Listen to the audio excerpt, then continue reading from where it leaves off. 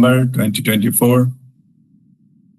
Our weekly session number 227 of our WeAreOne group.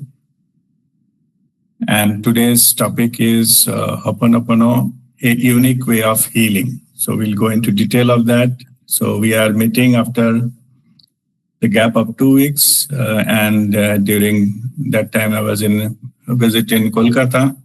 So you are aware of that program we had in Kolkata. It was a wonderful trip this time, and many of you met there. We visited together to many places. Also, we celebrated Babaji's birthday, which was in Tithi was in Kartik Purnima. We celebrated on 16th of November. So it was eventful month. So, and this will be the last session of this month, and there will be another session in the December first week. And after that, the second week, we will be, we'll have our spiritual camp in Indore. That is from 14th to 16th. Pranam Sheta. So Indore camp will be 14th to 16th of December.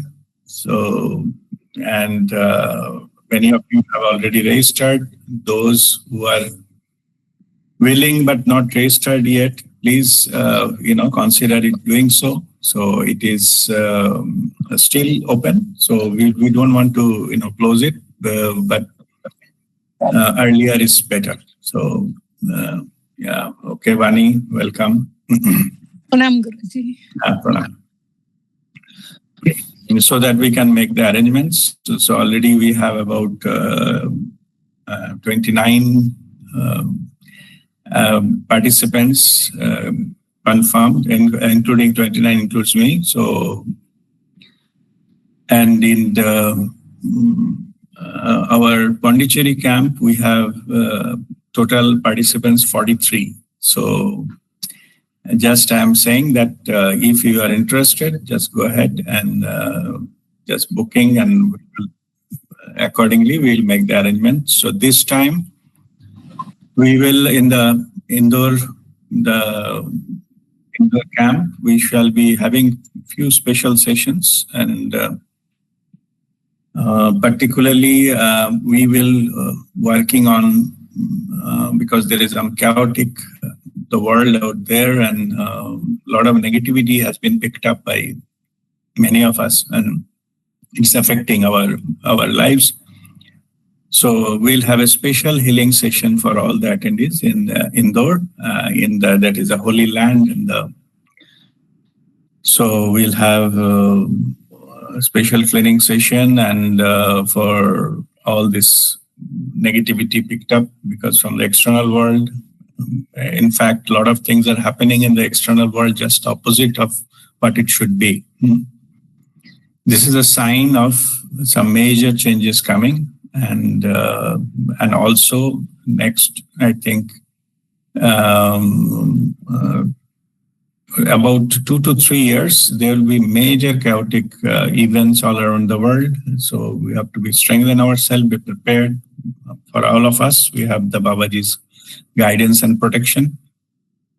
So we'll go ahead. We intended to do the plan for this kind of camps at least 2 times in a year. One during the Guru Purnima, another during middle of December, because we don't want to shift to the later part of the December due to Christmas holidays and other things. But we will this plan we will at least 2. And this year we had actually total 3, including in month of April, we had a pilgrimage to Babaji's cave, and many of you have joined that. That was a special one. So as and when the Babaji's instructions coming, I will announce more such, if there is different types of the meeting or camp, or like in Kolkata, you have a day tour, spiritual day tour, like that. But at least 2, I'm committed to have at least 2 in India. Some part in India will have this. So you can book this from your calendar so that you can plan ahead.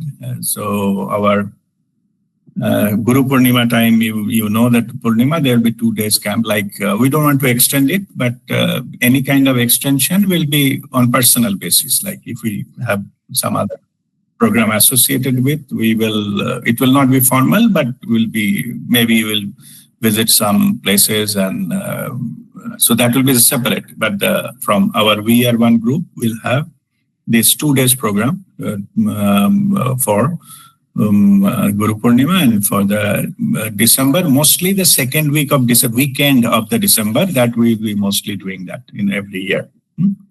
All right. So now that what I was explaining earlier, that we will have the special healing session to just unclutching ourselves in the indoor camps. So because the place is very vibrant and it is energetic, it is a place of that Lord Shiva Jyotirlingas that we'll be visiting, the Omkareshwar and Mahakaleshwar. So Mahakaleshwar it is Mahakal, means it is the time. So we are in the transition of just, I explained earlier, I think, the transition from divine masculine to divine feminine. So that happened in December 2012. And after that, that phase was we are undergoing. In between COVID came and all those things. So this is a major transition period and I, like so-called predicted, it's my own view that it will settle by 2028. So this I have informed much earlier also. Maybe I told this about 10 years back. So 2028, I feel, 2012 it starts, but it will end in that kind of period. So like that, and then things will start settling in the external world. But the thing is, we need to, I will give a lot of other understanding during the camp when we meet and we have a longer time together in Indore. So, and these things we will be understand many other issues like this transition or ascension or whatever we call it, the golden era, and manifestation, so co-creating the reality. But we need to understand one thing. I'm just giving you a little brief of that. So we need to co-create our own reality. That co-creation, it is that common misunderstanding that everything outside us will change. Will never change outside the world. There is a purpose for it. Why outside is so-called hostile, and people say big bad world out there. Before my own Guru Kripa, or you can call it enlightenment, I come to a phase where nothing in my life was working. No area in life. Last one was on professional life. That was also not working.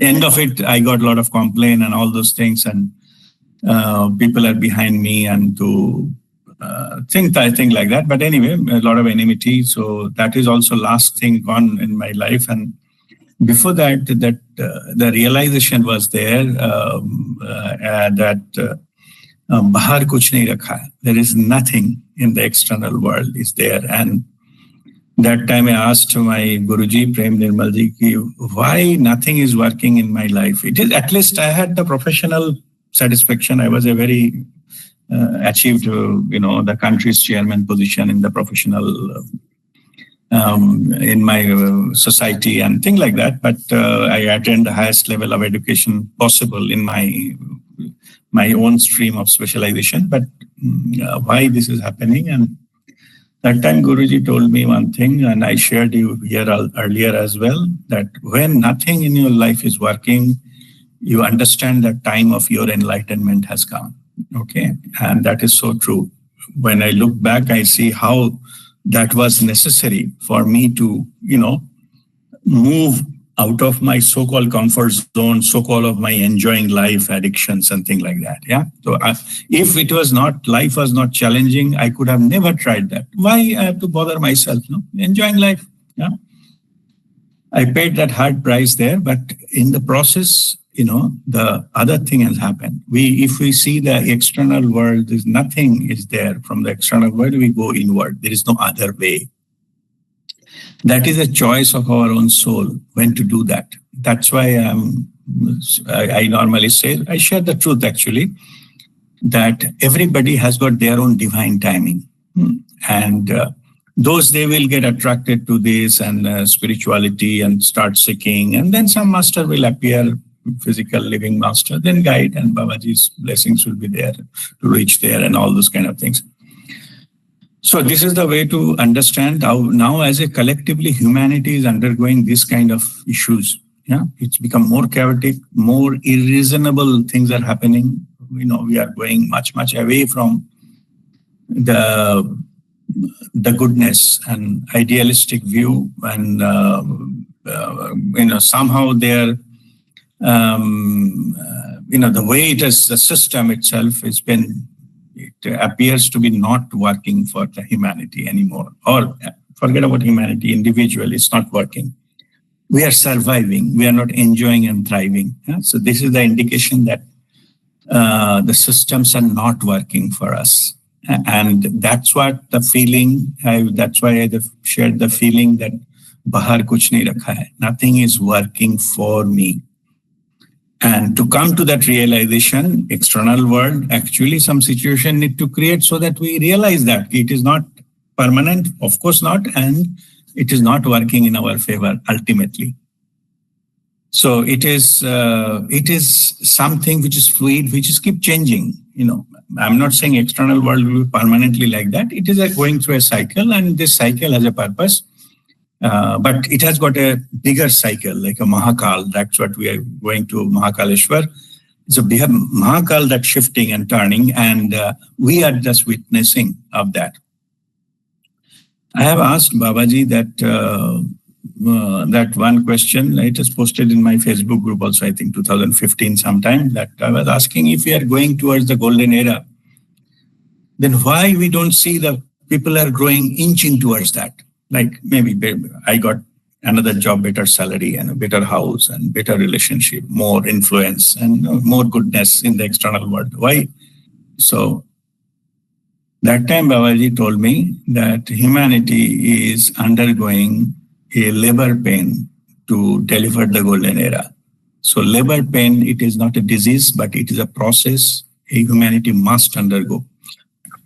Only at the end of that pain, it will deliver the golden era. So same here. It cannot be cut short.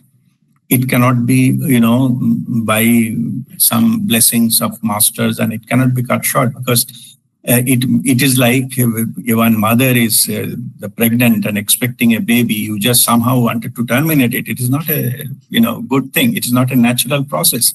It has to undergo that. A butterfly to be born is also undergo the struggle of breaking up the cocoon and comes out with the wings. Actually, the struggle gives the wing to come out. If it is by any means, if you try to help that butterfly to come out easily and cut that cocoon from the bottom, then it will just fall and die. It will not, no wings will come out of that. So this is a process. So we have to respect the process, and we have to, at the same time, we need to have our own way to get the things happen, to process undergo. Another question also I have asked Babaji, that why we are facing so much of trouble and, this external, so many, it's been too long, so many things are happening, which is not in our favor, so many things are happening. And then when the transition part of the things have been understood, Babaji told that all of you have chosen this time at soul level, you have chosen this time period to witness. It is only the souls who are lucky, they get slot into this period of time, who has seen 3 phases. What are the 3 phases? One is the divine masculine period, means maybe the 80s or maybe up to middle of 90s, up to that time. There is a completely different way of living, working. Maybe you can say that it is a pre-mobile era, pre-internet era, and that era. It's completely different. Then that technological things have come. The internet has been, come all around, and there was actually there was Y2K issue, like a millennium bug. There was a big issue out of there, and all this kind of stuff. So those things we have undergone, we have faced, and then we come to after 2012 December, then it is changed to the divine feminine energy. So we have, and now, as I said, after 2028, it will settle into that. Now it is still the transition is going. Those who are already into that hangover of the divine masculine period, which is a money power, strength power, muscle power, political power, they don't want to lose the power. So they fight tooth and nail to hold the power. It will not happen, but they are trying. And to some cases, the brute force, sometimes it works. Yeah. And they do all the types of techniques to do it. But at the same time, if you notice, and in this period, when it actually transformation has happened, post 2012, things are coming to the surface. Maybe earlier also the things were happening, but nobody used to knew it. There was a different picture there and different picture. The reality was different, but because of something or other, some incident, some happening, something or other, it is coming to the exposed, coming to this exposure of this all over the world. I'm not saying only in one place or these things. It is coming to even in the personal level, many things were hidden for a long time coming into the surface.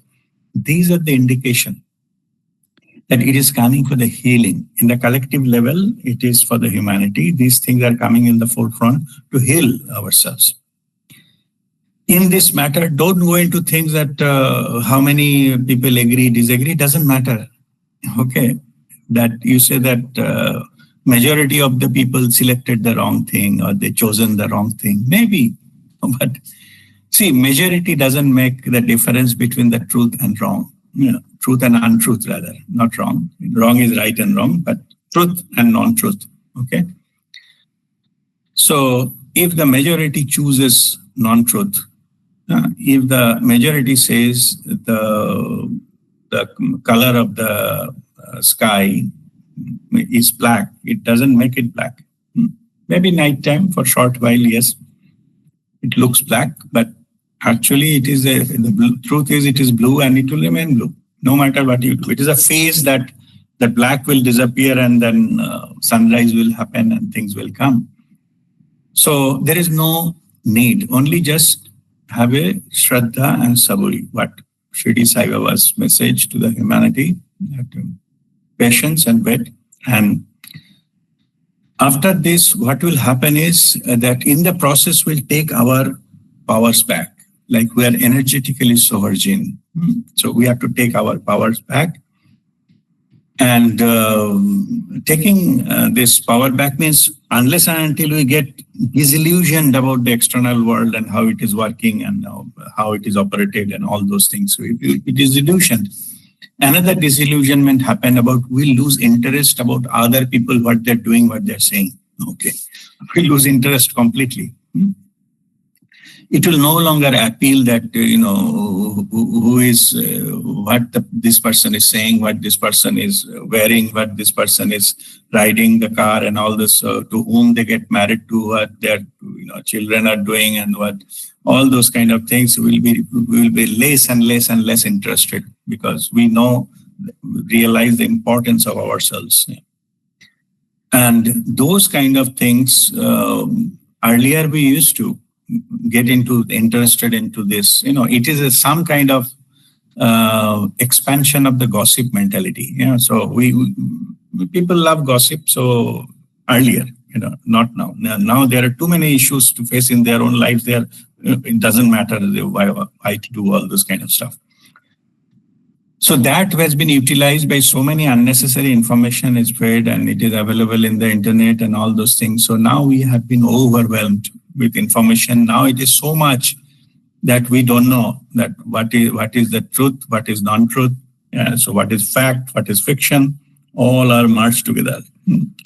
This is also telling us that it is time for us to experience the truth firsthand by ourselves. No longer quotation of somebody or somebody said so, and they said, you don't know. Even if some quotation by somebody is so distorted nowadays, their original meaning has gone. Yeah, somebody says this has been told by Swami Vivekananda.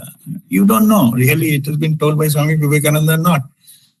So ultimately, what is happening? We don't want to depend upon these sources, and what by Babaji's grace, what I am teaching you, telling you from the beginning. If many of you are there since this WeAreOne group formed in September 2016.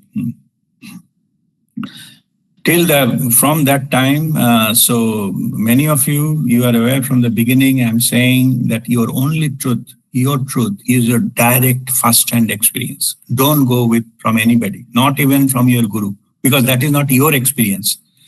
That is not your truth. It is still a version. Yeah. Maybe Ramakrishna Kathamrita is a version. What, Thakur Ramakrishna has message, and it is written there. But it is his experience, not yours. Bhagavad Gita, it was Lord Krishna's, saying to Arjuna. And it is his experience and his knowledge and version, not yours. So what about you? You connect and get it directly. Situations are leading us towards that. Okay. And in that, how to go there, how to do that. You need a lot of things to do it yourselves. Only how much you can do, ultimately you have to be there. But to do, what you can do is purify yourself, clean yourself. What the masters, different between a master and common person is a master, they have done cleansing at multiple levels, antakaran suddhi. I might have told this 100 times, but I'm still repeating it. So only difference, they clean themselves. They don't get affected by why Tom, Dick and Harry is saying and what this is doing and what political, issues are facing and coming on the surface, who win, who lost, when, and who is claiming what, and who has, so many likes in the Facebook. It doesn't matter. End of the day, it doesn't matter. What matters is your own personal, direct, first-hand experience. So, if it is your own experience, it is your life. Your life means your own experience. So when we talk about this golden era, co-creation, why co? Why not only creation? Because you cannot create by yourself. Co means original creator and you are the co-creator. Universal consciousness and soul consciousness, they have to both work together to deliver your reality. Your soul is involved there. So that's why it's a co-creation. And understand one thing, the golden era and all those things, what I just spoke about. I'm telling it from, as I mentioned, I'm telling it from a long time, but it will happen for sure. This co-creation is not a substance. It is not the physical matter which we will co-create. You co-create your reality. Reality means your experience. That's what I just spoke. Your life is what you feel inside. That is your life. If you have the biggest house in the city and you drive the most luxurious car and you're maybe having a lot of wealth, but you cannot sleep peacefully.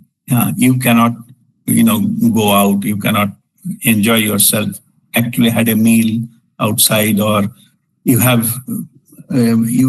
don't have a liberty to talk to someone in the things that they will ask money from you. They want to cheat you. Somehow they want to trap you. So look at that. Your life is full of worries and full of unnecessary thoughts. That is your life.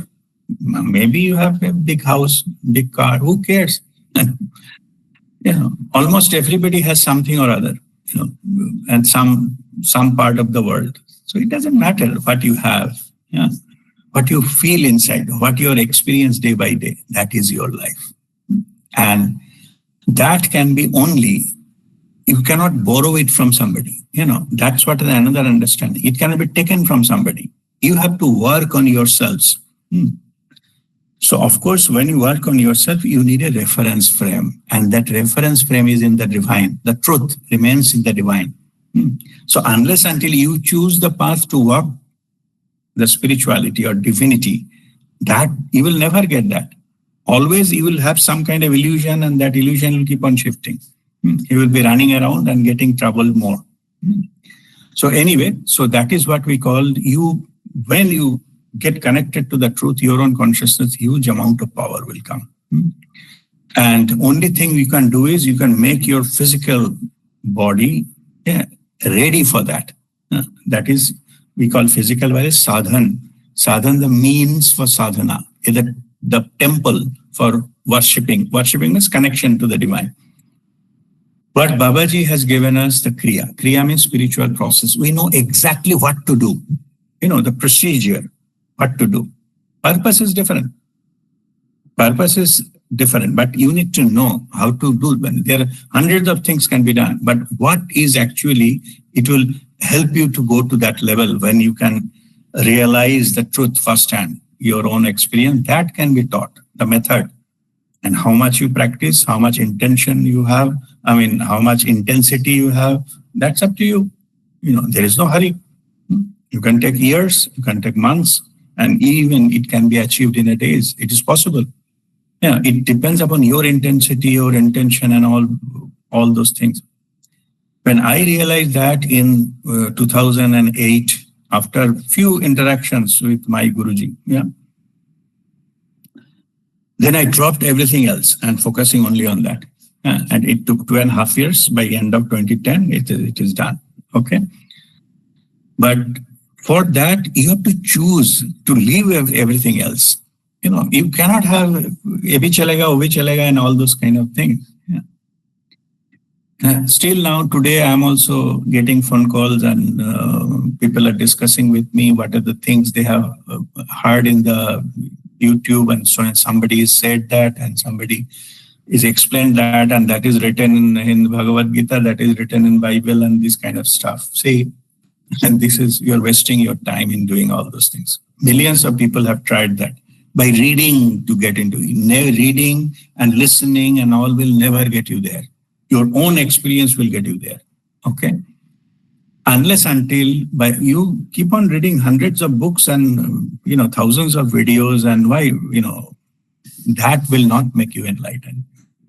What will make you enlightenment is that your own self-realization, connection with your own self, higher self, who knows everything. You need to learn anything from anybody. Only thing you need to know how to connect, the login and password, and that's it. If you read my introduction of Rishi, Pragyanand, and Anubhuti, the first time when somebody messaged me, I sent that key, because anybody need to know, of course, that why somebody say they will know who is RP and all. Of course not. So they need to know the background, of course, and what is a so-called credential or whatever you call it.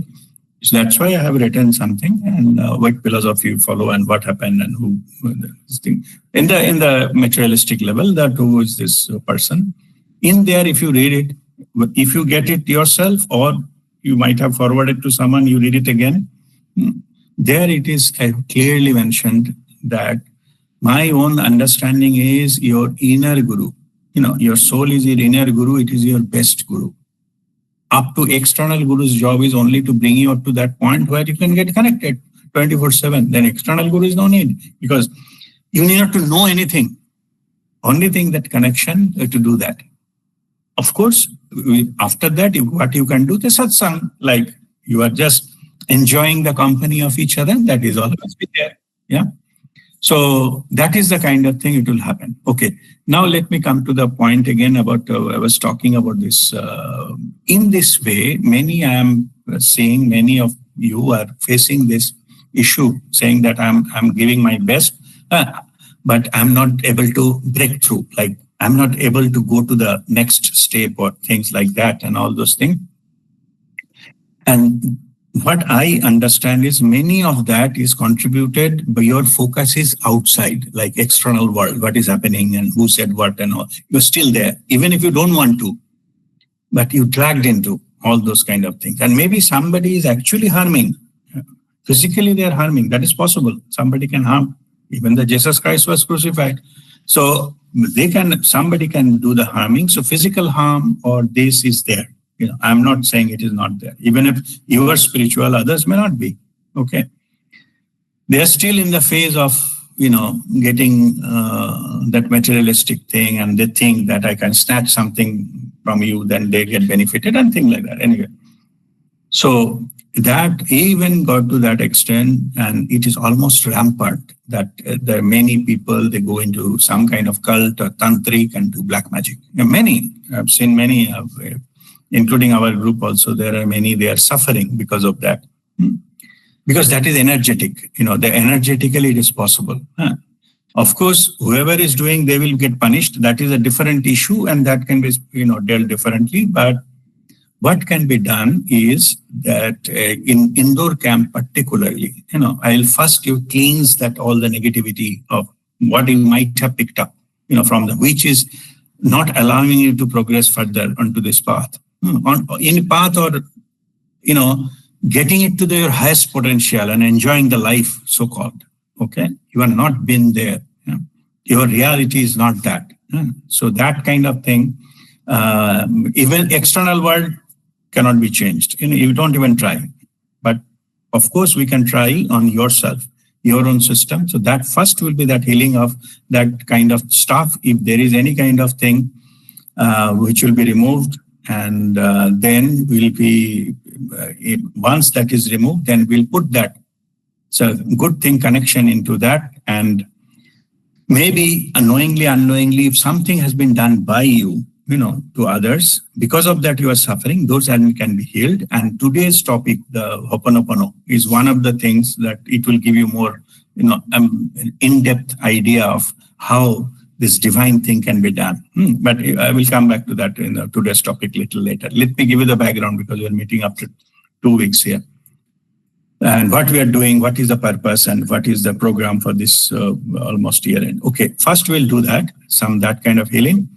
Then next will be, if I will check if there is some kind of black magic thing has happened by somebody. There are different extent of black magic has been done on the people. So first thing is that we have to unclutch that. We have to, just purify that. Or there is during our fire Kriya, we'll do that. So individually, all of you, if nothing is there, it's fine. But if it is something is there, then we will do work on this black magic individually.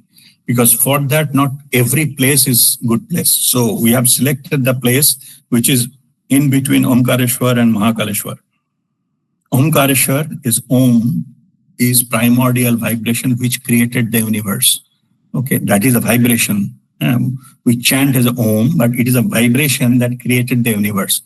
So the starting from the creation and Mahakaleshwar, as I just explained that, it is the big cycle of time, Mahakal, because whole humanity is undergoing into that cycle of that Mahakal. So with the starting point and the shifting time, as I said, it is Sandhikal of the two major era.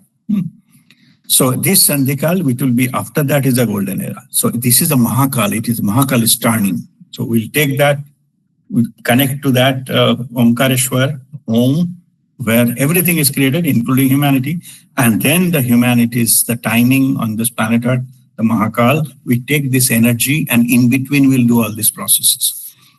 Okay, of course, with Babaji's blessings, because it is his instruction that we had to be taking you there. So those of you who has the calling will be there. So it is not something called marketing and number. It is not a number game. Those who are ready or need that kind of cleansing will come. I know that. Okay, it's all Babaji's blessings. And those who are not ready because of some reason or other, or you think, oh, I have to attend that marriage ceremony, or will check it next year. That next year may never come, but you will miss it. It's okay. We understand that. I've seen for the years, so I know that.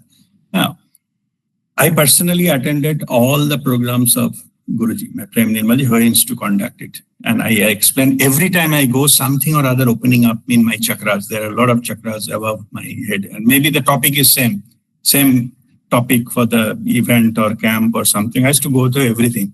Yeah, so that elevated that. Anyway, so that is a different thing, but I'm explaining again. So in this camp, what we'll do, this all remove the black magic in that particular sacred land, and remove the black magic. And that thing, I never did it before, but this time we'll do, as the instruction came from Babaji, those tantric or something who is doing it. Okay. Because what happened was, earlier also we have done this. Yeah, we did something, everything cleaned, people go back to their own places, they did it again. So again, they have to come. They said, Guruji, I felt a little better, but again, I'm suffering. Then we checked it, found out those guys had done it again. Okay. Because they don't want to let you go free. It's all cleaned. But that time I checked, it's all free and clean. But later on, they did it again. It's just maybe it's a matter of paying some tantric or cult, this thing, some money. They will do it. Okay. Like destruction doesn't need much effort, no? But construction, it takes a lot of effort. To build a 10-story building, a lot of planning, a lot of energy investment, a lot of construction and all those things. So it is like constructive way, but destructing one 10-story building, one bomb is good enough. So that doesn't take. So destroying and throwing some black magic to somebody is very common, and it is possible.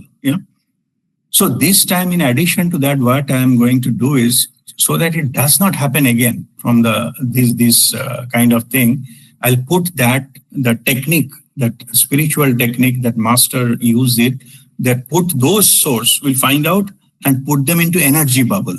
Okay. Energy bubble is that it will create, shield is your own thing, like Mataji's shield, you get protected, but they still get, it is not possible, people forget at some time to take the shield. In the gap it comes. So in this time, what we'll do is, in this matter, we'll put the energy bubble around them. They put them into bubble. Okay. So their world, like this black magic kind of stuff, their world will not interact with our whatever, our group people and their own lives. So we'll put them into that. You can say so-called imprisonment into that, energetic imprisonment. We'll put them into that. Okay. Earlier, what I used to do is, even many people, they do on me as well, because they don't like somebody is helping, others. So they can do it. I know I told you earlier also. So a lot of people done black magic on me as well. Even they do healing, ban or something. Maximum I face is little bit, because I am already protected by Mataji and I'm in the Babaji's, in Babaji's field. So nobody can do any harm to me, but it goes into like a little bit of stomach upset, or maximum I just topple down on the road, like just fallen and then get up. No, nothing, no, a minor scratch maybe, but still that energetically they can move something negatively. Anyway, so this time, what I used to do, I used to use the technique called mirror technology. Mirror technology means your energy thing, your aura is such that those kind of things will come. It cannot break it, but it will just give you a little bit of like a vibration kind of thing.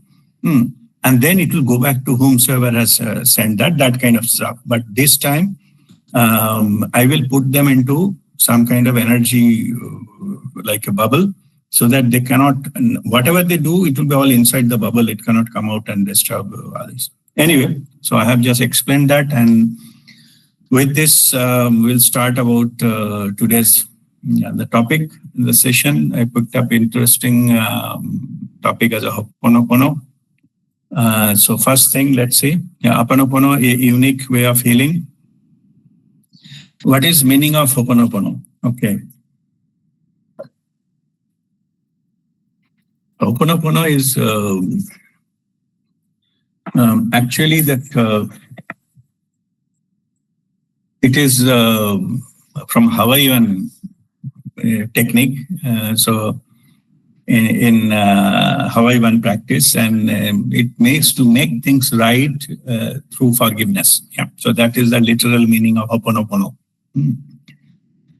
So this actually, this Ho'oponopono technique, though, from where it has started, there is a story of Dr. Hugh Lem. So Hugh Len, he was. This is just a story. I just got it from the net only. I'm just sharing. So personally, I have not, checked that authenticity. It doesn't matter. Just take it as a story. So he was who has started this method, Ho'oponopono. So what he was that he was in Hawaii State Hospital, and he was in charge of some mental health. One wing, high security wing, was that hospital was there for the criminals who were the mentally ill, the psychopath and thing like that, when they can kill anyone and do all kind of harm, but they are basically patients. Yeah? But of course, this is a nuisance to the society. No matter whether it is it is an illness or they are doing it willingly or with full awareness, harm has been done to the society and the other people. So they need to be imprisoned and they need to do that. So he was a clinical psychologist, that Dr. Hugh Len. And he has been posted there into that Hawaii State Hospital, and one wing, which is a high security wing. Basically, it is one extension of the prison. So those inmates are all mentally ill criminals. Okay, they have the mental issues and they're criminal, and all the time there is a chaos, and then fighting inside that thing between inmates, and even those are on duty there. Was in prison duty, that prison means, or you can say hospital, the special hospital, that the duty, they got so much strained and worked up with all those kind of things. So they used to take very frequent sick leave and things like that. They get hurt because they wanted to stop some fighting of others inmates, and they get hurt. So it is just like a living hell situations there. So when Dr. Hugh Len has been appointed there, so he was given in charge of this. He was a clinical psychologist, doctor, and he has been posted there 1983, into this WeAreOne, the state hospital in Hawaii. And so what he has to do is, because all those patients or inmates are under his supervision. So what he has done was that he is to get the file of each and every patient, what is their background, what they have done, and all those kind of things. So through that,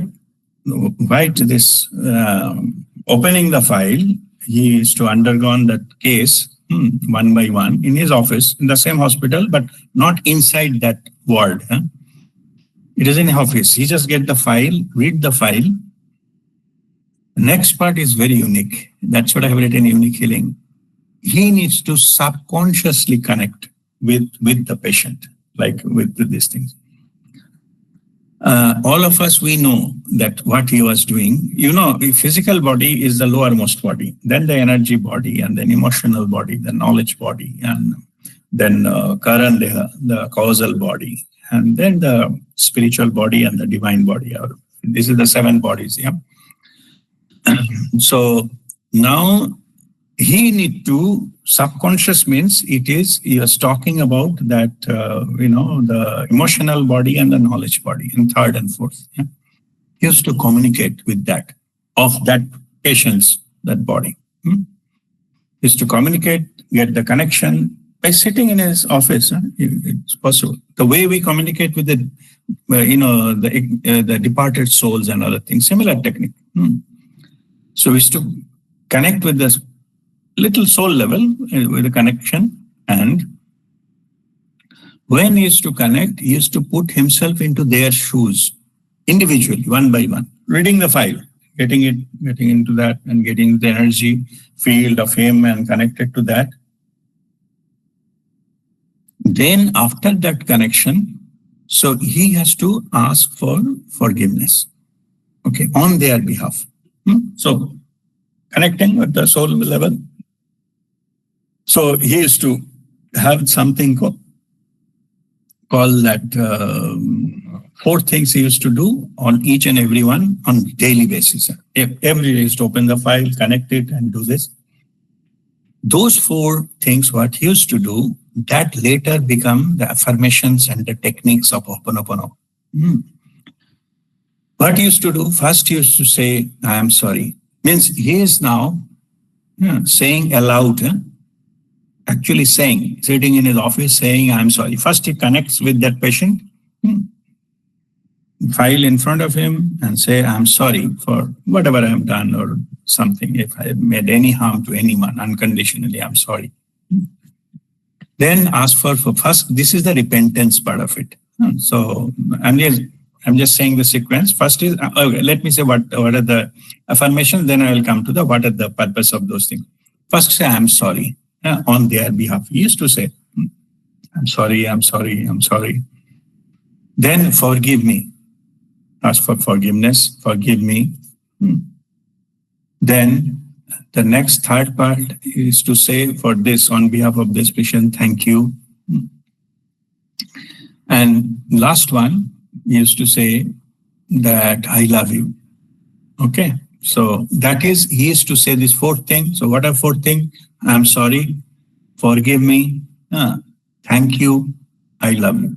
These 4 things he used to just say it aloud on behalf of each and every patient every day by opening their file, connecting subconsciously with them through their higher bodies. Of course, not physical. He is not going and sitting with them. He's just connecting with them like that. So in this, all this way, he used to do it, everything. And then what happened was some miraculous things started happening. Okay. So they used to get into slowly he started that the situation is improving of the inmates. They become less destructive, and the mental ward employee made more initiative to make world a better place. They are not fighting anymore. Start talking with each other, cooperating with each other, and cooperating with that what are the attendants or whoever the staff of that hospital. And then slowly start increasing. And he was there from 1983 up to 1987, 4 years. By end of 4 years, slowly they get released, or they get transferred to the normal cells, or some of them, they have been released, and clinically they were much better health, and their mental peace was there.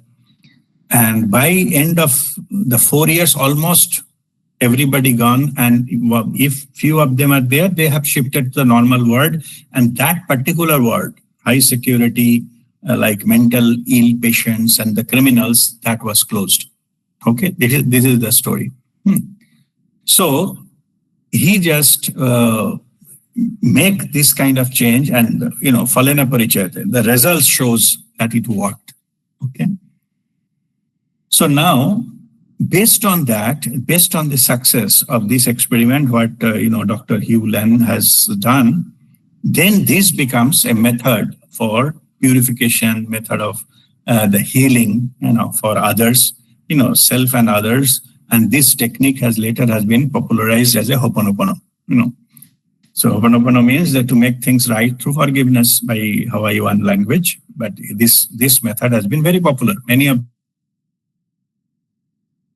them are therapists and things like that, and they teach many techniques. And basically, it is all it is our own, the healing methods and all. So today we'll discuss about the exact method. So now let me give what is the purpose of those 4 words, and which become their affirmations later on, the 4 things what people say.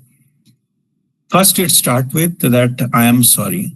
This is the repentance part of it. Now I am explaining what does that mean. Repentance means that you cannot heal anything. I'm just giving a general principle of healing. If you cannot heal anything, if you don't consider that it is something need to be healed or something wrong there, we call it somebody is in denial. It happens for the addiction also. It happens for the relationships also. It happens for anything, anything which is negative. Means if somebody says that no, I have done nothing wrong, or this thing, that person cannot be healed. Okay, but I have no problem. Yeah, something here and there, but I can manage. So they are in denial mode. Somebody in denial, you cannot correct them. So and most of the time it is intentional. It is their ego who is stopping them to accept the fault. Most of the cases, I've seen 95% of the cases, they want to defend it by hook or crook. I don't know why, but because of that, they cannot be healed. They cannot, nothing, no progress can happen. In my post alcoholism era, or not post, at the time of alcoholism and all, when I tried to recover, I went to attend the Alcoholic Anonymous meetings and all those. First step, first step is you have to accept that my life is unmanageable. The first step. If you say, no, still I manage, I drink a little bit more, but how does it matter? Everybody drinks. You are not ready. Nothing can be done for you. So you have to come out of that. And from that, you have to overcome the hurdle of your own ego. Your ego will not accept. I cannot manage my own life. This is a big thing for ego to say. What that does means if you are not ready, you need more thrashing from the life, from the external world, till you have no other choice than to accept, please do something. Those who have the senses, they sense it before it goes to that level. They just, they understand this direction, there's no future there, no hope. At least let me surrender. I tried my best, but I tried 100 things, nothing worked. There is no point that I will try 20 more things, those will work. Now, better we should surrender and let the things take over, which is beyond me, they take over. Then something can happen, start. Whenever in this spirituality also same thing applies. Somebody is not ready for spirituality. They are in the middle of the illusion of this world. You cannot go and push them into spirituality. This does not happen, because what I call it, their time has not come.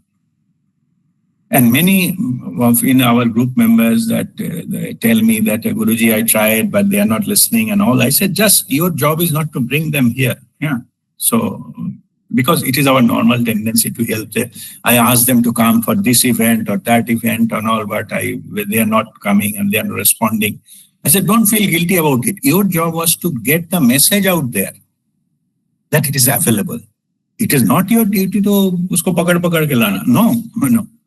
Let their free will decide where to come and when to come and whether at all to come or not. It is completely their choice. Even for the healing of a particular individual, I ask for their own permission. Okay. And in this, every time, I have no right, even for healing, helping somebody, without their permission, I cannot do it. You say, I don't need any kind of the healing and whatever nonsense you call it. I don't want that. They have a full right. Even I say, everybody has right not to know something. Okay, they have a right. I don't want to know. It's fine. Okay. Here also, in this, also it has been done every case. Just you have to respect that individual, and I explained it is the soul's choice whether to accept it or not. I think this time in Kolkata also I have visited one. Dibendu, you are here? Dibendu, you joined today for the first time, I think.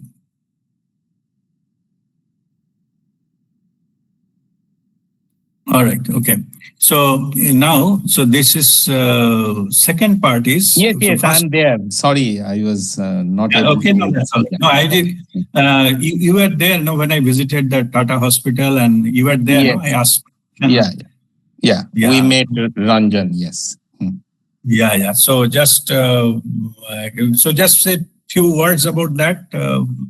That means I'm not want to say the whole thing, but 2 words if you for others to say that what exactly the purpose and what has been done there, if you can share.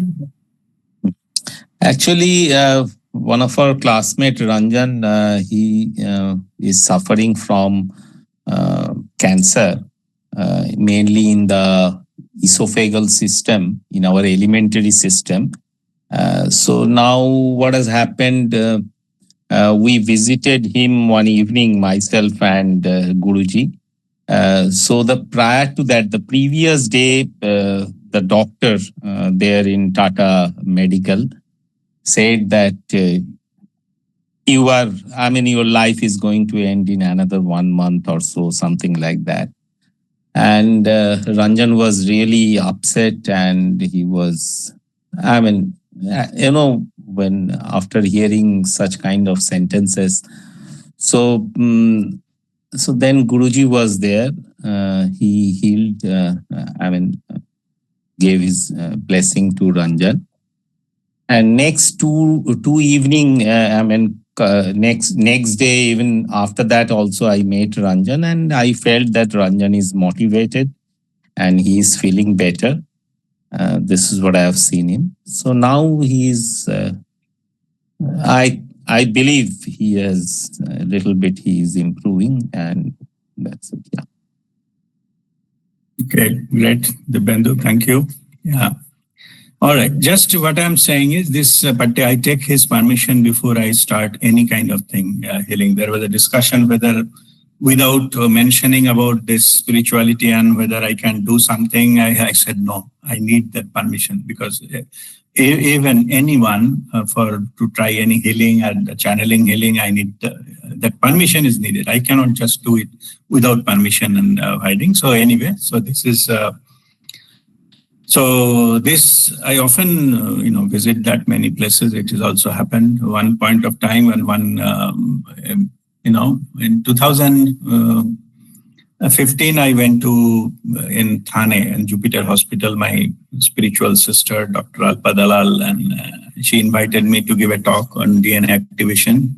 And after that, and she told me there are 2 cancer patients there. I went to visit them and so seek the blessings and the healing and all those things. So she took me to that ward, and 2, then one middle-aged gentleman and another one lady were there. So I met with them, and I told their family what to do, etc. And then that matter.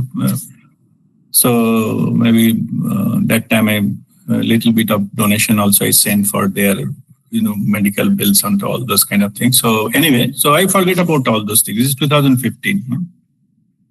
So then what happened was 2017.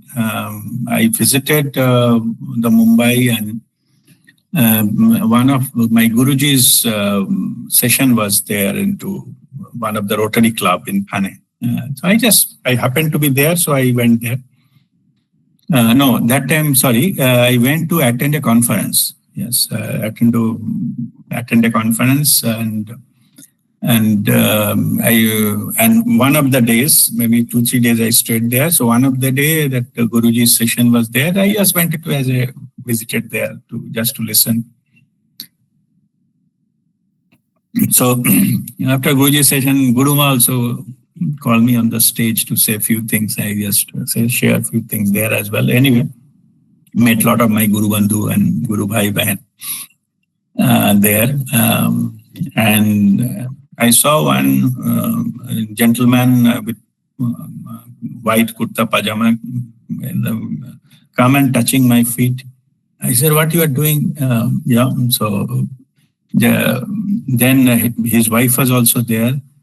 So he was telling me that, no, you may not recall me. I'm that patient who was in that Jupiter Hospital, and you met me and healed me in 2015. So I'm completely recovered. I'm just, having my regular life, which is very, I thank to Babaji for this miracle to happen. But this also happens, yeah. So anyway, So let us come to our Ho'oponopono topic today. So first is about the I am sorry means repentance. When something wrong has been done, I don't know why and what and all these things, but if I'm repentance and I say that it is unmanageable, I cannot manage anything, this part is important. That is the starting point of any healing. If you don't accept that you don't have any problem, then what is the healing is all about? There is no healing is needed, and that's it. So first you have to accept it. I'm just telling it because this is exactly the same spiritual principle has to be followed for any kind of divine intervention. First is you have to accept that something wrong has been done. Intentional, unintentional doesn't matter, but that I am sorry. Then is ask for the forgiveness. This ask for the forgiveness and the forgive me. Here you have to connect to the divine from the universe. That because of my wrongdoing or whatever it is, bad karma, wrong choices, or simply ignorance, I didn't know that this will create any harm to anyone, but I did. It happened through me. Or I thought that is the way, but actually it is not. In the process, I harmed many. So anyway, whatever it is, ask from the forgiveness. This forgiveness, you have to ask from the universe, basically. Or we can say ask from your higher self, because the soul knows everything. It is a pure form of yourself. But because your incarnation is doing all those kind of ask from forgiveness. So first in repentance is the first starting point, then ask for the forgiveness. Forgiveness means you are working on it. You are taking effort to, and also in other places, we call it in make amends. Somebody is facing some relationship issues that they're feeling guilty and ashamed and many other things. And these kind of emotions, if you're feeling guilty and you might have done something wrong, everybody has something or other, some secret or something, personal secret or family secret and all, and they feel guilty about it and nothing can be done at this time. See, what happens is the energetically that part of themselves which is feeling guilty and all, the guilty itself shows that they are ready for this, but they don't know how to deal with it.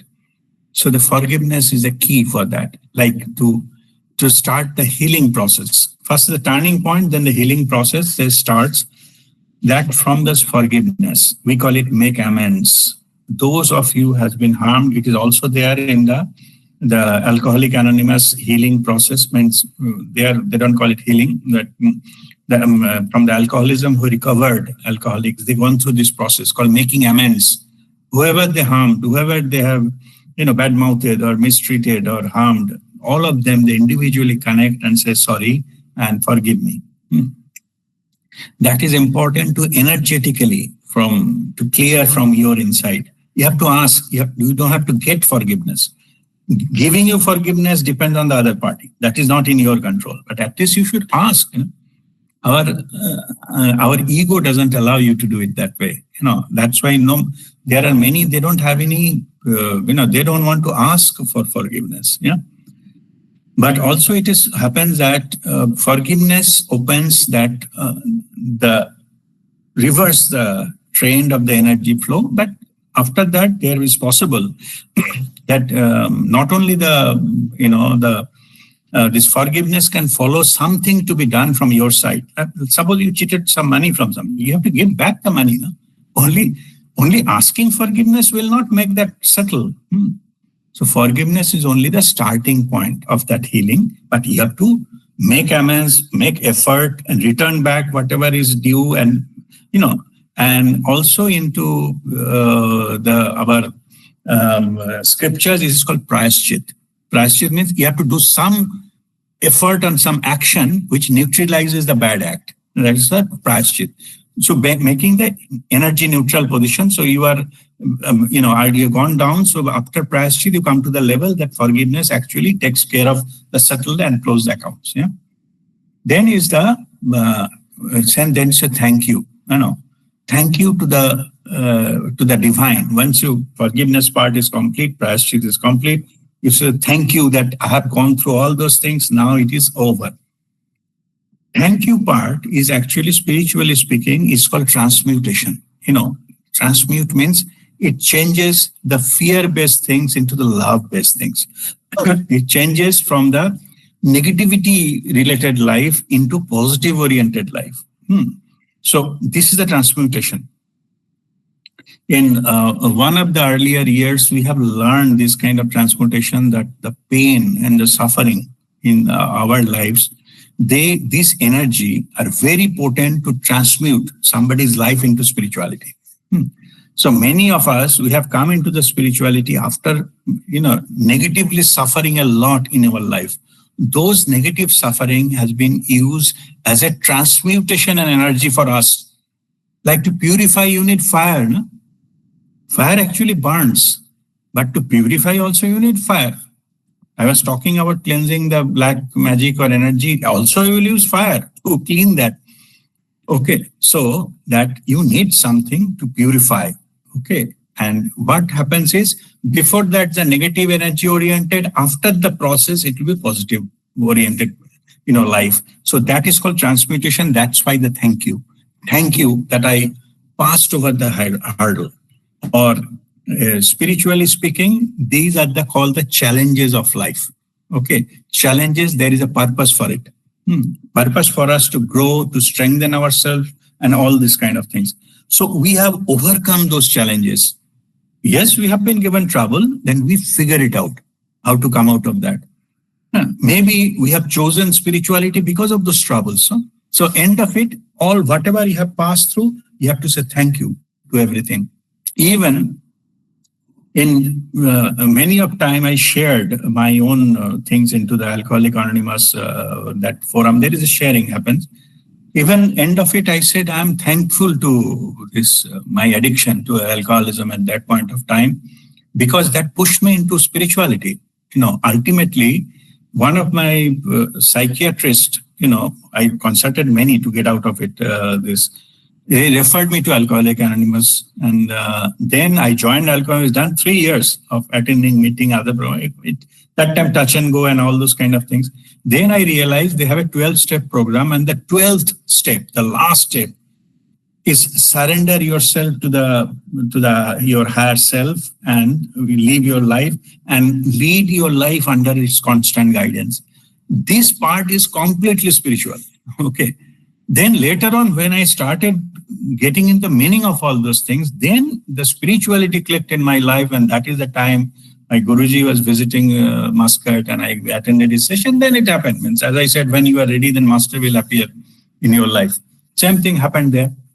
So I have to say thank you to all the challenges what has been happened in my life. Otherwise, it could have been, Sam doing job, this, that, and raising children and this, that, one time, bigger house, bigger car, and then, bank balance, and then retire, and then so-called enjoying life, traveling here and there, and sitting in a sea beach and with a beer mug, and some disease comes and go to the hospital, clinic, this, that, and all, and one day it's gone.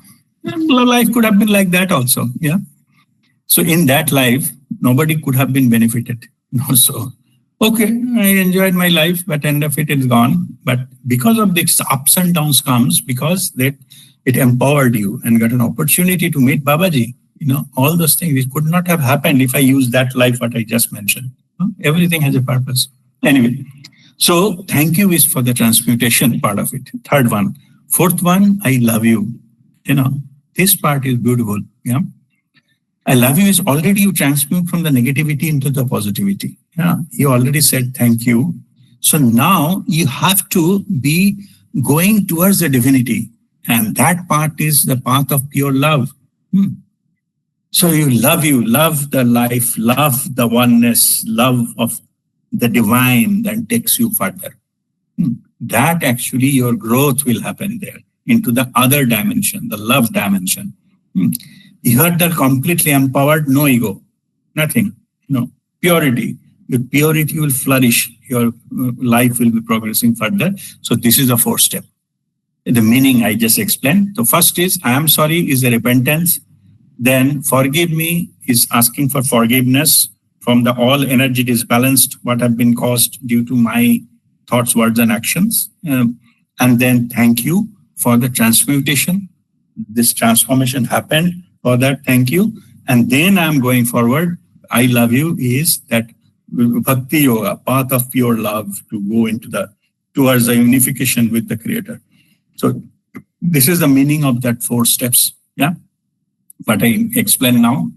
Now let me go into the next. So Ho'oponopono mantra, 4 affirmations. 4 affirmations I just mentioned here. And let me see.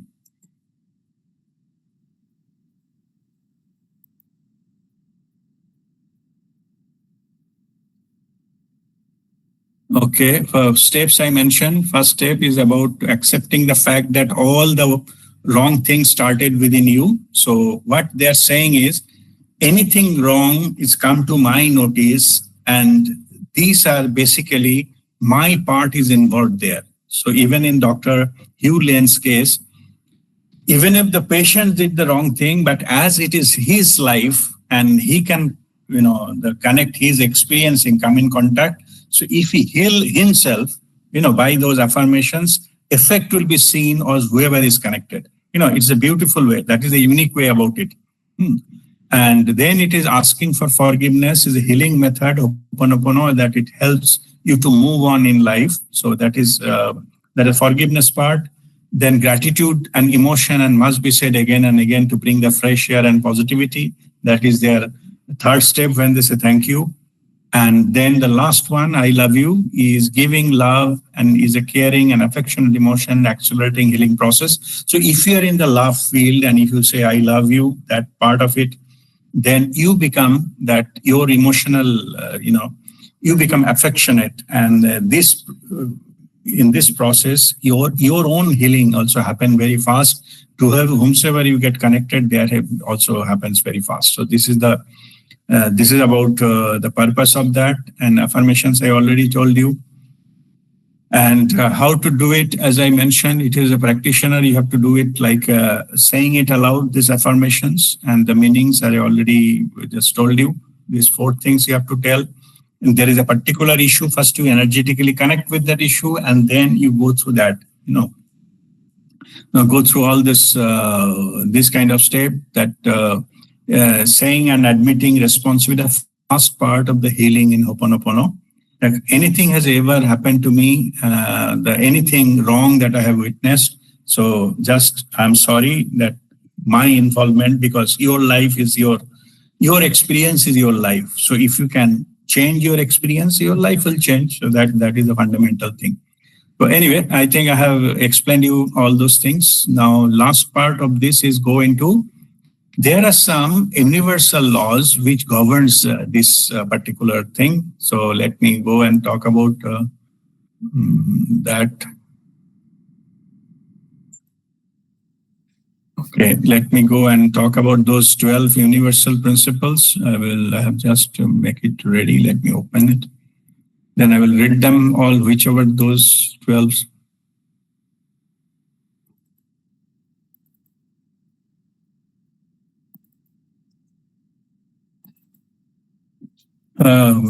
Because this Ho'oponopono is based on these 12 universal laws. On universal laws, we have also discussed about it many times, but there are more universal laws than what we discussed earlier. I think about 21 of them. Some of them will find it common, some of them may not be, or maybe wordings are different, but I will just let you know about that as well. So just let us go through. So Ho'oponopono.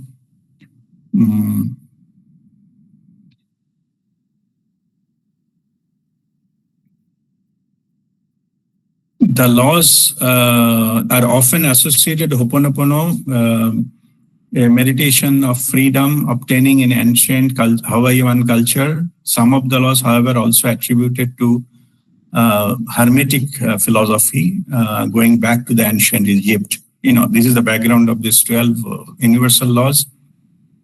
But it says that the list of ancient laws, because it came from originally from the Egypt, they go into these laws. And laws that withstood the test of time, and plenty of others around the world still work it today. All of the laws about mastering your life with love and joy. So this is the purpose of that. So I'll just quickly go through. I'm just reading those laws. I explained the background of Ho'oponopono, but in principle based on these following laws. First law is law of divine oneness. You know already what is oneness, but let me read it from here. The first and most fundamental law of the universe is the law of divine oneness, which highlights the interconnectedness of all things. It says that beyond our senses, every thought, action, and event is in some way connected to anything and everything else. So basically, they are talking about WeAreOne, our group name. Yeah. So everything is, we are all interconnected. Anyway, this is the first law. Second law is the law of vibration. And then I'm reading the law. At a microscopic level, everything is in constant motion, vibrating at a specific frequency. This applies to matter, but also one's personal frequency as well. I'm just mentioning it here. We all practice PEVF, hand and stomach breathing. This is about that.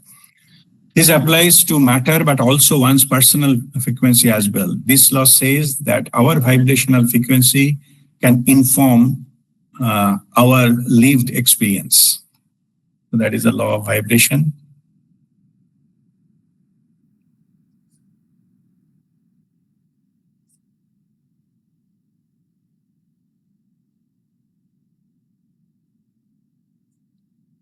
Okay, then law of correspondence. Law of correspondence, what it said? It says that this law states that patterns repeat throughout the universe.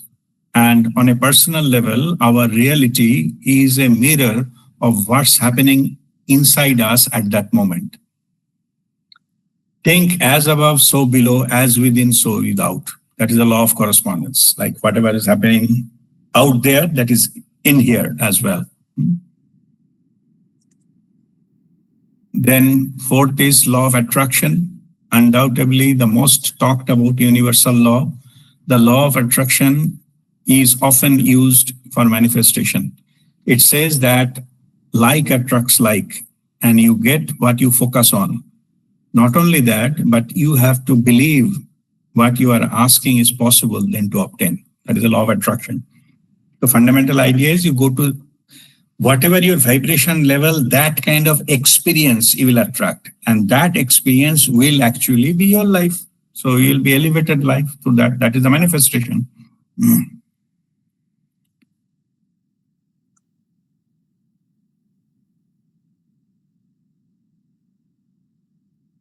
Okay, next law is a law of inspired action. Closely related to the law of attraction, the law of inspired action is all about taking those real, actionable steps to invite what you want into our lives. Often the inspirations comes from within. Inspired action is a gentle internal nudge. It's not always a plan of action. So means without action, nothing will happen. So you have to take action.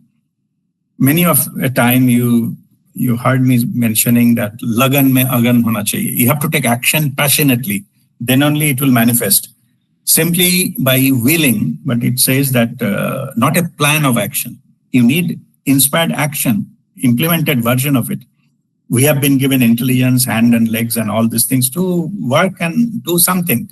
So that is the law of inspired action. But it should be inspired action coming from within. Inspiration should come from within. And action is an external activity. Yeah. So this needs to match so that your life will elevate. And that's what it says. Then law of perpetual transmutation of energy. This law states that on an energetic level, everything in the universe is constantly evolving or fluctuating. Every action is preceded by a thought, with thought themselves having the power to eventually manifest in our physical reality. So, it ever been around a negative? Okay, no. So basically, all those things, even it is written thought here, but I feel it should be intention. Intention is the energetic version of thought. Like before thought, it comes into the energy. Yeah? If that intention actually we ultimately get into the physical reality. So it transmutes that energy from the intention to the physical reality. So that is the law of perpetual transmutation. And as you know, energy Cannot be created, cannot be destroyed. It can be only transferred from one mode to another mode. It can. And so the manifestation means that energy has to transform into physical reality. And that the triggering of that will happen through your own intention. So that is the purpose of this, that the transmutation would start from there. Law of cause and effect. So in Newton's third law also, the relatively straightforward. This law highlights the direct relation between actions and events. Those importance to note here is often we can't see effects right away, but will come back around. Yeah, it is only the delay of between cause and effect that creates the illusion that something, some action is there, but no reaction. Yes, reaction will happen, but at a later time. It is definitely happen. But the law of cause and effect says every action has a equal and opposite reaction.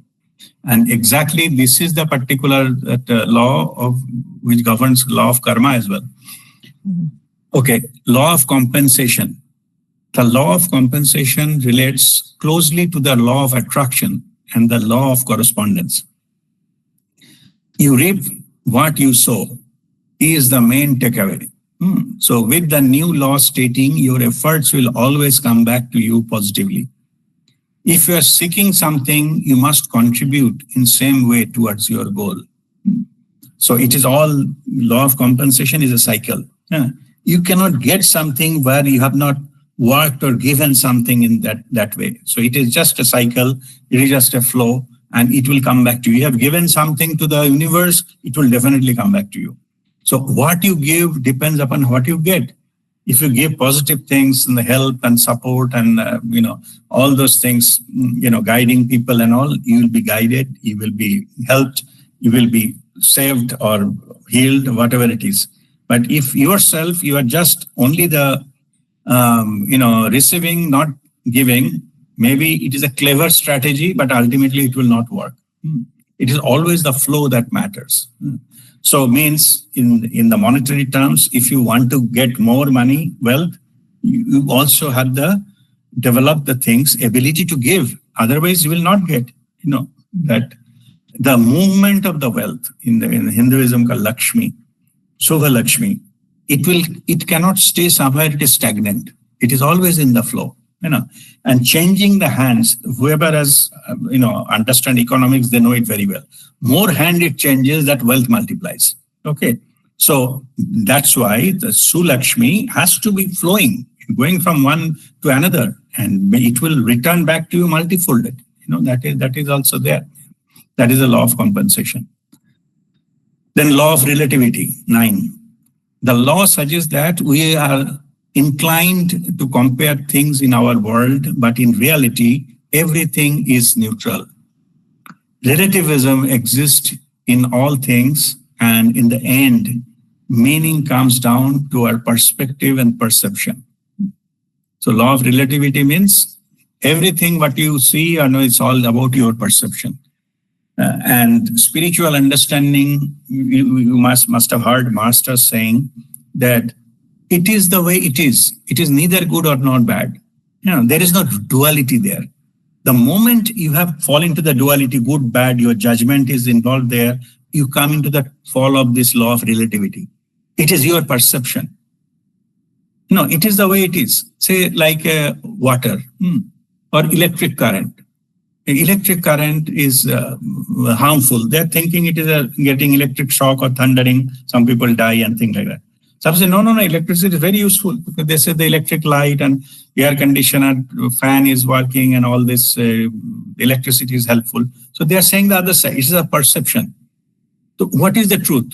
Truth is electricity is a form of energy. It is the way it is. That's it. Okay. That is the truth. But how you look at it, it is your version, your perception. That is the law of relativity. Then law of polarity. I mentioned about good, bad and other things. So this law says that everything in life has an opposite, good and evil, love and fear, warmth and cold. The key is understanding these all two sides of the same coin. It is both sides. If you want one, other will automatically come. This I think I explained many times. The spiritual masters, they live in the equanimity. Nothing, no polar opposite can touch them. Our soul going to that domain. Everything in our life is just an experience, different experiences. There is no good experience, bad experience, no like, dislike. All are experience, all are needed at certain level to make us stronger, make us grow, and things like that. So law of polarity in the lower level of laws, where the third dimensional world it exists, the moment you elevate in the higher dimension, the polarity is not there. It's just simply the way it is. That's all. Then 11 is a law of rhythm. Cycles are a natural part of the universe. Physically, you can think about the seasons on Earth. In our own lives, we can remember that integration is just as important as growth. And we expect ourselves to be one way all the time, whether we are thinking about our health or even productivity, but this is not sustainable. And okay, let me just explain that. Everything comes in the cycles. Like, see, take our physical body. Everything, there's a heartbeat, there's a cycle, the breathing, there is a cycle. And we have a life cycle, like we have aging, we have a certain aspects. At the end of it, it's called. In this, I give a normally example of big, merry-go-round or what is called electric wheel of thing that is starting point, go up and then come down. These are all rhythms. Whole thing is a rhythm. Even that whole universe has got its own rhythm. It has its own rhythm, and currently it is expanding. But this is also at some point of time, or maybe it will contracting as well. That all these things which goes up then comes down as well. So that is the law, and it is there everywhere. Then the last one, 12th, is a law of gender. And lastly, the law of gender has to do with the masculine and feminine energy that exists in all things. Like I was just explaining about the transition from divine masculine to divine feminine. So it talks about that. So it is not a good, bad thing. Yeah? It is not a polarity. Yeah, it is a duality into the same form of it. Like it is a compensatory thing, yin and yang. Of that kind of energy. So divine masculine, divine feminine, it has to work together to make things happen. So it is like a different forms of the same thing, but the different nature, that complements each other, not fight with each other, not contradicts each other. Both are needed. Both are needed for creation. If you see in this, the human is created for male and female. No, it is there everywhere, all over the universe. So this is called the law of gender. Both are equally important and needed to make the creation happen, or to run that the humanity to grow further, or in that case, for any living being to go further ahead, any kind of the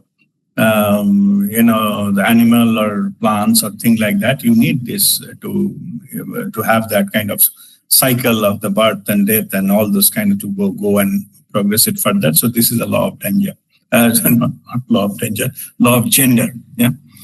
So all right. So with this, we'll come to the conclusion of today's learning session. So I think if we have any question, you are welcome to ask me. Meanwhile, let me save all the participants. Okay, Hariom, I'll come back to you. Let me save that participants, yeah? List of participants.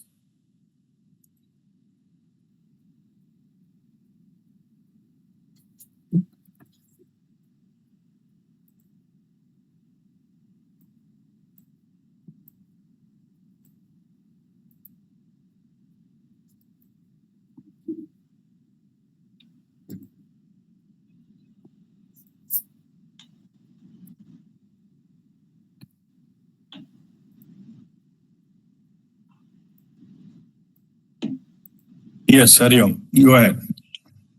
Guruji, two scenarios where I want your guidance. First is, suppose you are having a trouble in relationship with somebody, between any kind, to a husband, wife, or anyone. And one is of the opinion, ego-wise, that the other person is at fault normally. So how does this? How do you start this practice? Suppose that other person's name is Rahul. The lady wants to get connected to Rahul. How to actually start the procedure and do it? Okay, so in this case, at least one side part, whoever is willing, without willing, nothing can happen. So don't go into somebody else to do it on that. But if you are energetically connected to someone, just like Dr. Hewland did, you can ask for forgiveness on that person's behalf. Okay, you do your own practice. Okay, so you say anything from my side, I unconditionally forgive you and things like that. Also on that part, onto the other person's part, you just get into their shoes and say that I forgive myself. You are asking forgiveness from the divine. Okay. You need not to personally, physically visit and ask forgiveness from any other human being. Okay. That is a different thing. That is making amends. That is a different. That purpose is different. But here the healing happens when somebody wants to heal, once that person is healing, that person themselves are not willing to do, you can do it on their behalf. You can ask forgiveness from their behalf and you can see the effect energetically, because before that you have to connect in the subconscious level or the third and fourth body level, and you can, with your intention, you can do it. Okay, for each and every case, and you can see the effect. Like as I, again, going back to the original story, the Dr. Hewland, he didn't visited those people, or ask them to do anything. The patients, they don't ask them to do anything. He did it himself, just connected with them by reading their files like that. So you go through the channel, that person through your relative or friend or whoever, you connect with that, and on that person's behalf, you ask the universe to do that. Right. Suppose a person is in a alcoholic state. He is deeply alcoholic, and that person is unwilling to change as of now. So Correct. We can get into his shoes and get energetically connected and then seek forgiveness on his behalf. Yes. Here, the beauty of this, earlier I was telling, if I am to heal anyone, I need to take the permission of that person. Here, you don't need that permission. Okay. You be that person, and then you do whatever in that. That is the uniqueness of this Ho'oponopono. Okay. Okay, but saying so, just one thing is coming to me right now. I have to also tell you that you have to stop your judgment about that person when you do that. Right. Okay, you cannot say this fellow is a bloody drunkard and why I have to do this. Then it will not work. Okay. Right, sir. So at least you should not have judgmental mind. You have to work on yourself first, come to the neutrality, so that you can start working on the Ho'oponopono. Ho'oponopono cannot work if you have some judgmental mind about that person. No matter what, at least for that period of time, you have to drop your own judgment. Then only it will happen. Okay. Even without saying, all the spiritual masters, they are channeling healing without judgment. The moment judgment enters, that healing will not work. Right. Okay, you cannot hate some person and heal at the same time. It's not possible. Correct. Okay, so I'm just giving you tips. How then masters deal? Somebody may be criminal, say like, the actual nonsense type of abusive person. What the masters do, they just know, like Jesus Christ said, no, they don't know what they're doing. Correct. Father, please forgive them. They don't know what they're doing. So they are basically ignorant. You have to treat them. I think I shared this technique to many earlier in different things. You have to consider them, they are into the asylum. They are mental patients. Correct. So rather than victim, tell them they are criminals. If you consider them, they are mental patients, then it will be easier for you to get non-judgmental area. And then healing, you can start doing healing. The moment your judgment comes, you cannot heal. Energy will not flow. Okay. Right, Guru. So, this is different from Reiki, Guruji.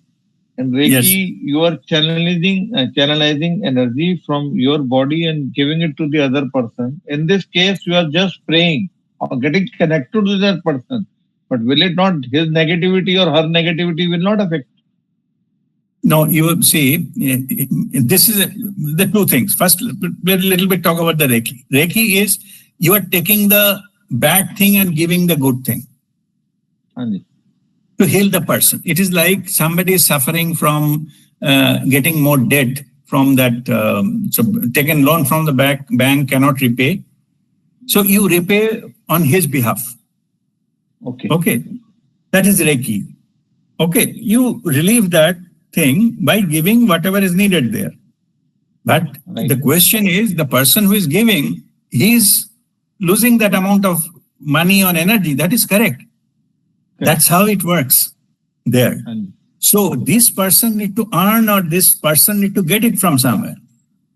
Correct. Okay. Here, what happens is that in Ho'oponopono, they are direct, don't go into this helping part of it. They directly go into the forgiveness. You are just representative of that person. And you are doing on his behalf, whatever you're doing, ask for forgiveness, ask for, say sorry and gratitude. You are raising the vibration of you, and like that. And then say, I love you, connected to the love field. And in this process, because you are energetically connected, that person benefits. You also benefit. So it is a benefit. You are not actually giving anything. You just connected so that the benefit is passed on to that person. So that's how it is. There is no exchange here. It's a one-way flow. Even that other person, they may not consciously know that you are doing it. Correct. Okay, this is what happens. And for the spiritual healing or Babaji's healing, what we practice normally, let me explain the three things. Here also there is no exchange. What happens? It is like a showering of the blessings from the divine. Okay, I just channelize it and send it to the other person. I don't have anything to return. But for that, to receive that, I need that permission, because if they close it, it will not go. Correct. The gate is closed, it will not go. So then at least they have to open the gate so that they receive all those things. Yeah. But it is one way. It is not a return thing. I'm not taking anything back. It is just divine blessings are showering. It is all divine grace is reaching and all those kind of things. Like a rain is dropping from the sky. Yeah. Sky doesn't claim that rain back. It goes through other channels. That is a different thing. Cycle need to be complete, but this is not the direct channel that, sometime rain is coming down and after 1 hour the water will go up. It will not happen like that. Okay. So same thing here. So this part is spiritual healing. That's why that we don't get affected by the condition of that patient or the healing. Okay. But normally what I heard was that once somebody is in low vibration and we subconsciously get connected to that person, so energetically one is fearing that you also get into low vibration or your vibration may go down. That is what I was coming. May not be. It depends upon your own vibration. See, if your vibration is strong, you will uplift that person rather than you get down into it. Right. Okay. Okay. It is about push and pull. It is true. If your vibration is low, you try to attempt that. Like you don't know swimming, you jump to save another person. Both will get drowned. Correct. Right. Good. Dono dubega. But if you know swimming and you are powerful, like physically strong, you can go and save that person. Na? वो person ऐसे 2-3 घुसा थप्पड़ भी मार दिया, at least still you will be able to hold and bring that person out. Yeah? But if you don't know the swimming, उधर गया वो बचने के चक्कर में 2 मुक्का मार दिया तो दोनों डूबेगा. Like that it is.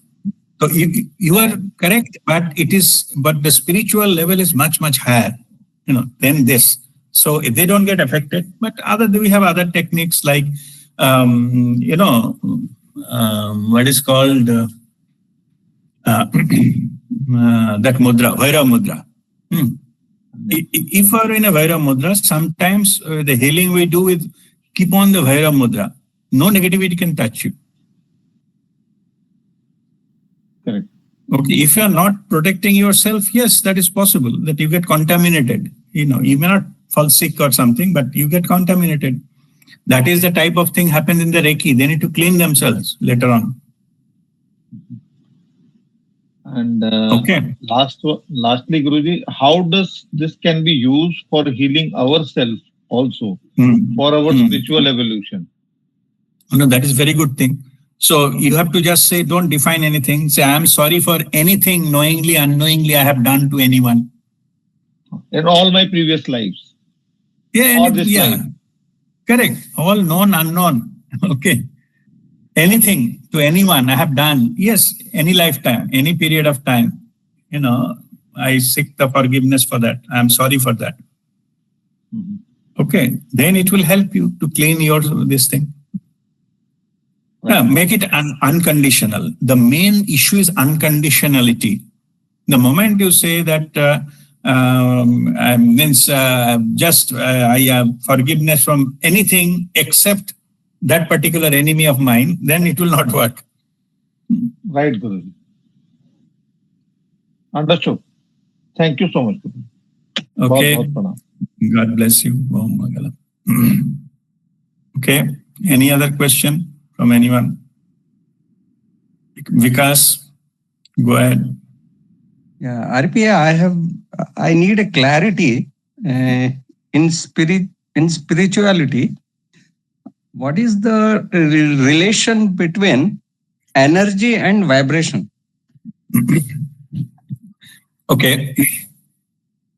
Energy is the cause, vibration is the effect. Higher the energy, more the vibrations. Okay, so vibration shows what is the energy level you have. So in the spiritual path, somebody is in a high vibration. We often talk about the vibration that Dr. David Hawkins, that, the model, what is a 250 neutral and up to 499 positive, 500 is love vibration and 700 is enlightenment and all those. The higher the vibration, it means they can hold much more energy. That's all. This kind of the vibrational higher and lower, what we say that somebody is higher in the spiritual. What is the difference between the master and a normal person? Only master has a high vibration. It is indicative of their high level of energy they can withstand. Not every people can withstand that kind of energy. That's why as much they can hold, that much will be reflected in their vibration. Like an electric bulb can give a certain amount of light based on the energy it is coming from. Sunlight can give much, much beyond that because that is their capacity. So energy-wise, a electric bulb and a sun and maybe the candle, they're energetically different. All of them, they're giving light. So the difference makes into their vibration, the impact they have. That is a far-reaching, how much it will go and how much that makes the difference. So, and that much more the energy it contains, that much higher the vibration it can go. So that is a normal principle. The spiritual principle also that goes directly linked into your energy. And also regarding that,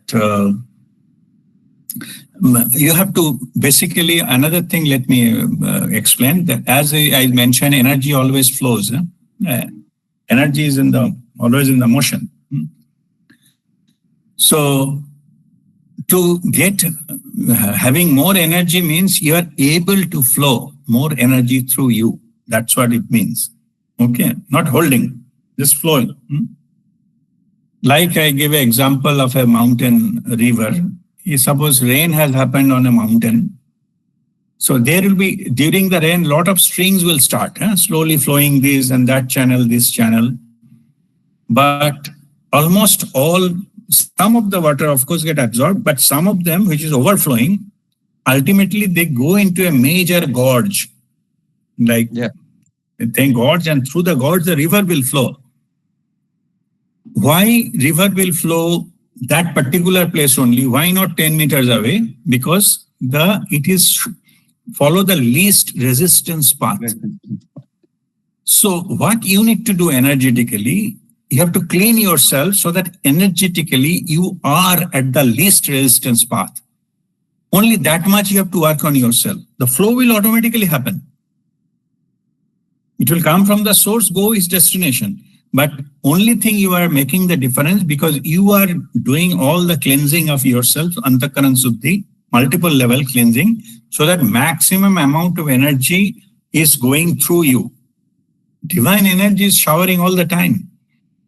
But you are not capable to hold it. It depends. Some people try to hold it, so it's like a container.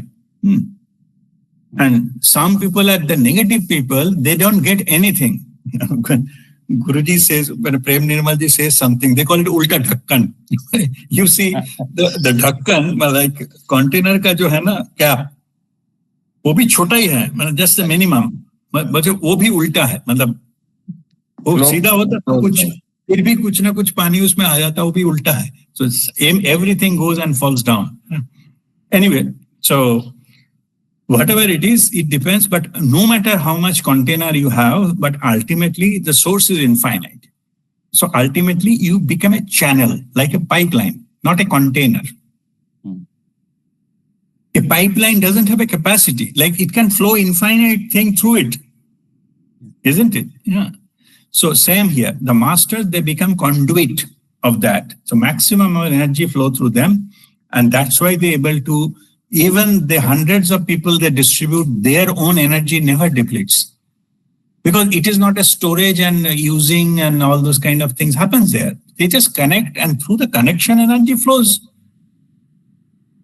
Okay, only we talk about you should be worthy of receiving the grace. Means don't be ulta dhakkan, at least be straight dhakkan, or a cup or a bowl or a glass or a bucket, something like that, better container, so that at least you can accumulate something, some grace, divine grace. That's it. Okay. Yeah. Thank you. Thank you. Okay. God bless you. Okay. Any other question from anyone?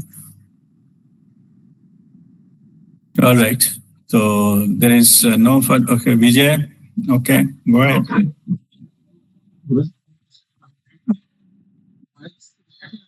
Your voice is not clear. दो equipment है तो एक दुकान.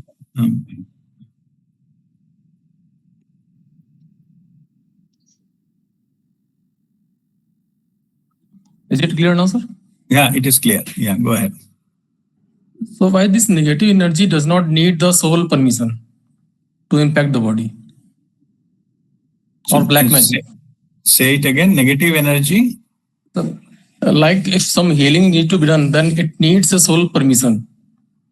Yeah. The same way why this black magic does not need a soul permission. No, that is a good question. See, it is a destruction, na? एक जगह पे घर बनाने 10 स्टोरी बिल्डिंग बनाने के लिए वो लैंड को गवर्नमेंट का परमिशन लेना पड़ता है ना, खड़े करने के. बॉम्ब मारने के लिए किसका परमिशन क्यों चाहिए? वो तो बॉम्ब मार के चला जाएगा ना. There is no responsibility. So that's why for that you don't need that this kind of permission for the destruction. But for construction you need permission. Okay, Vijay.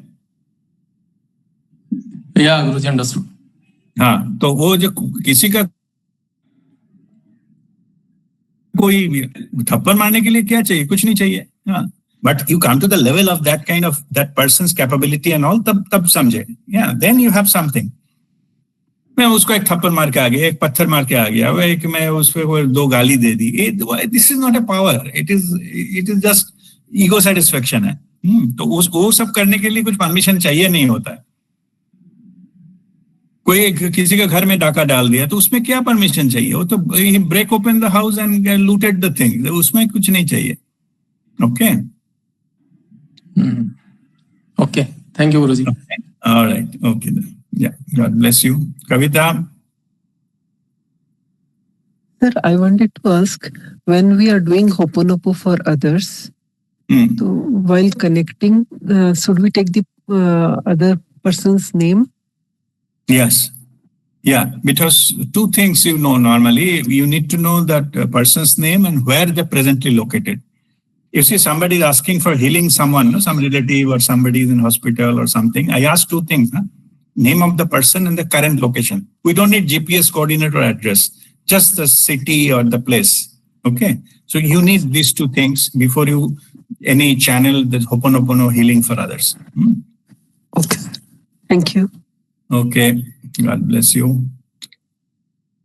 All right, so if there is no further questions, so we'll conclude our today's session. So we'll just pray. We have the Shanti part for the peace and harmony. And Vimla, you wanted to say something? Vimla? No, Guruji, Yeah. by mistake, I think. Thank you. All right, okay, God bless you. Fine. I saw it, you have unmuted, so that's what I asked you. All right, okay. So we'll go for that like Shanti part for peace and harmony and loving relationships in all our lives. Om.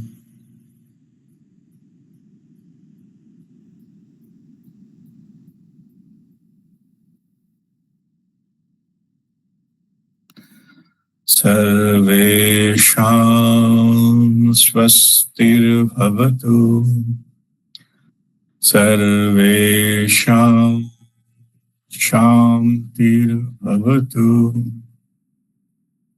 Sarvesham purnam bhavatu.